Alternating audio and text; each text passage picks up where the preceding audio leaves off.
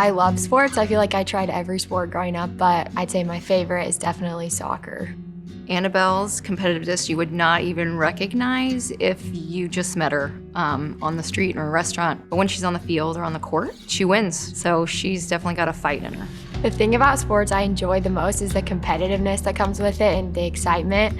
And I think also sports have taught me a lot about like resilience and optimism and courage, and I've taken that with me into this new fight with cancer, so.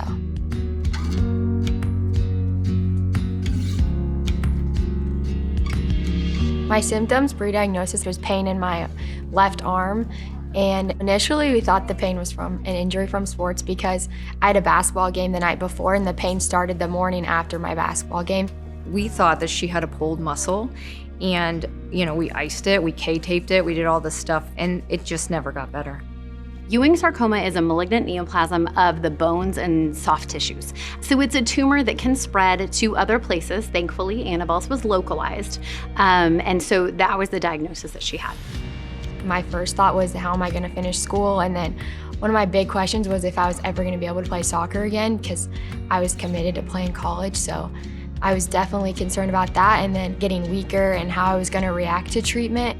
I think as a mom, you see the mental stuff and her missing out on her friends and the activities that she could do at school and the memories she could be making as she's sitting through treatment and going through treatment. I think some of that was the hardest stuff to watch, still is.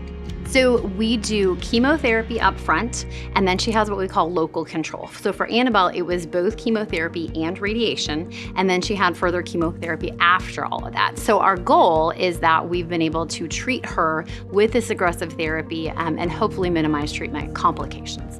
One of the most overwhelming things about this journey is the support we've received from the community. We had support from the entire metro area, high schools, local businesses. It is humbling to see how they rallied around her.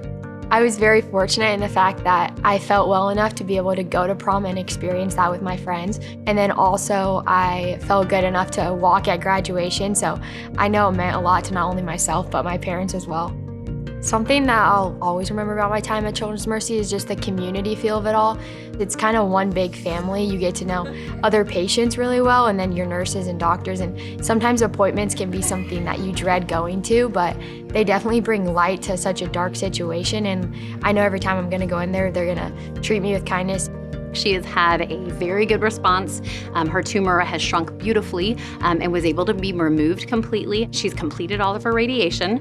And I will say her attitude throughout this whole process has been amazing. We would love to see Annabelle go on and achieve all the dreams that she has. I expect nothing but amazing things from her. I'm doing good today. I mean, I'm still fighting the fight. I just started my freshman year at Truman State, and I'm in 2 online classes right now, so it's been easy to handle while also finishing up my treatment. I can imagine my first game playing for Truman. I know definitely I'll be nervous because I haven't played in so long, but it'll kind of all make it worth it when I get to step on the field again. When I think about Annabelle getting back on the field, I don't think there are words to describe those emotions. It was one of the things we loved watching her do because she loved it. And she will have a large crowd.